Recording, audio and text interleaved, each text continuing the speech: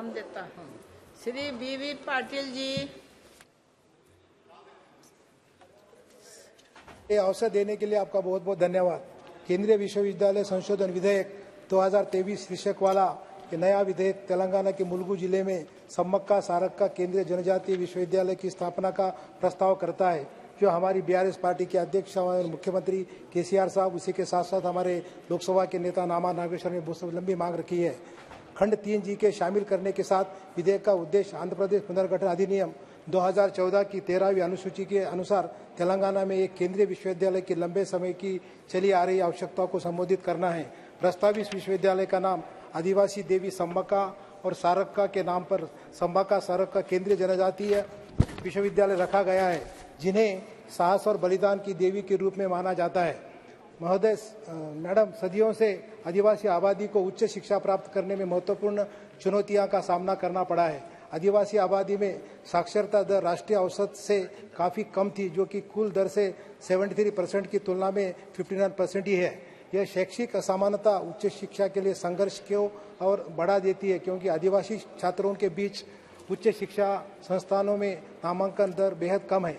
इसके अलावा उच्च शिक्षा दर पर अखिल भारतीय सर्वेक्षण 2021 के अनुसार तेलंगाना में सकल नामांकन अनुपात GER 7.8% था, जो 18.9% के राष्ट्रीय GER से काफ़ी कम है।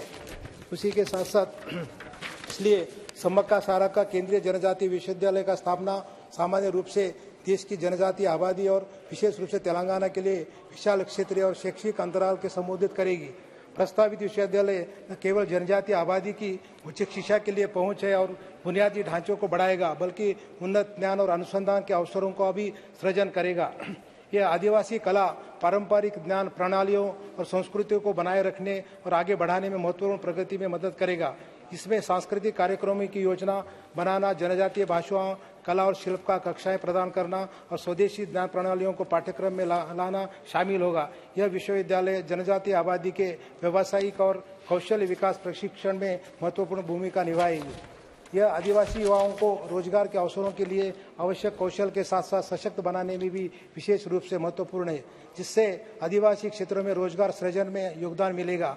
इसलिए केंद्रीय जनजातीय विश्वविद्यालय की स्थापना न केवल जनजातीय छात्रों के लिए शैक्षिक अवसरों का एक अवसर है, बल्कि देश भर के जनजातीय समुदायों के सामाजिक और आर्थिक सशक्तिकरण की दिशा में एक बड़ा कदम भी है।